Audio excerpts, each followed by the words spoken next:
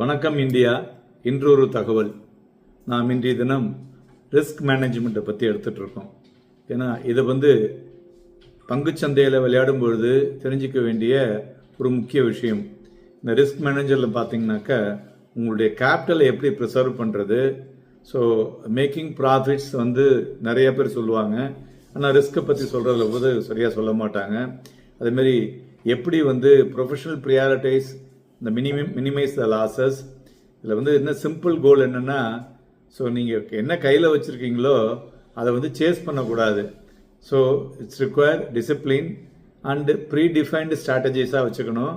அதேமாதிரி எமோஷனலை கண்ட்ரோல் பண்ணி இந்த அவாய்ட் ஒரு தேவையில்லாத இம்பல்சிவ் டிசிஷன் அவங்க சொல்கிறாங்க சொல்லி பண்ணாலே ஸோ அந்த க்ரீடு ஆர் ஃபியரை நீங்கள் தவிர்க்கலாம்.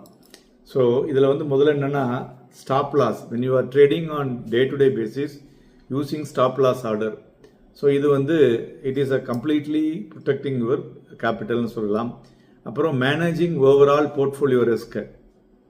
இந்த ரிஸ்க் மேனேஜ்மெண்ட்ங்கிறது பார்த்தீங்கன்னா ஒரு சிங்கிள் ட்ரேட் மாத்திரம் இல்லாமல் உங்களுடைய டோட்டல் போர்ட்ஃபோலியோ எக்ஸ்போஷரை ஒரு ப்ரூடண்ட்டாக அந்த லிமிட்ஸ் பொசிஷனை சைசிங் பண்ணி எப்படி to avoid concentration risk. So அதனால் இது it is very very important. அதனால் என்ன சொல்லுவோன்னா ஒரு 1 to 2% ஆர் 2 to 5% மேலே ஒரு ஸ்டாக்குக்கு இருக்கக்கூடாது. அதேமாரி risk reward to risk ratio அப்படின்னு இருக்கு. இது என்னன்னாக்கா இப்போ நான் மினிமம் 2:1 ஆர் 3:1 அப்படிம்பாங்க risk reward to risk ratio.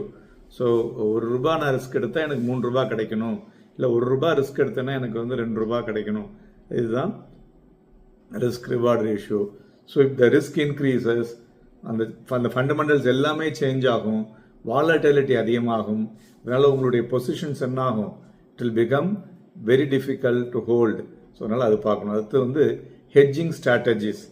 So advanced இன்வெஸ்டர்ஸ்லாம் பார்த்தீங்கன்னா டெரிவேட்டிவ்ஸில் ஆப்ஷன்ஸ் ஃபியூச்சர்ஸில் ஹெட்ஜ் பண்ணுவாங்க கேஷில் இருக்கிற பொசிஷன் தகுந்த மாதிரி. ஸோ இதெல்லாம் ஒரு advance stages. Then tracking volatility and correlation.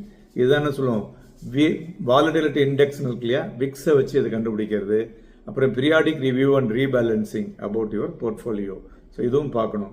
ஏன் ரிஸ்க் ரிவார்டு ரேஷியோ ஒரு ஒரு லாங் டேர்முக்கு நல்ல ஒரு சக்ஸஸாக கொடுக்குன்னா ஒரு ஃபேவரபிள் ரிவார்டு ஆர்எஸ் ரேஷியோ ஒரு ட்ரேடிங் ஃப்ரம் ஸ்பெகுலேஷன் டு ஸ்ட்ராட்டஜியை உங்களுக்கு மாற்றி கொடுக்கும்.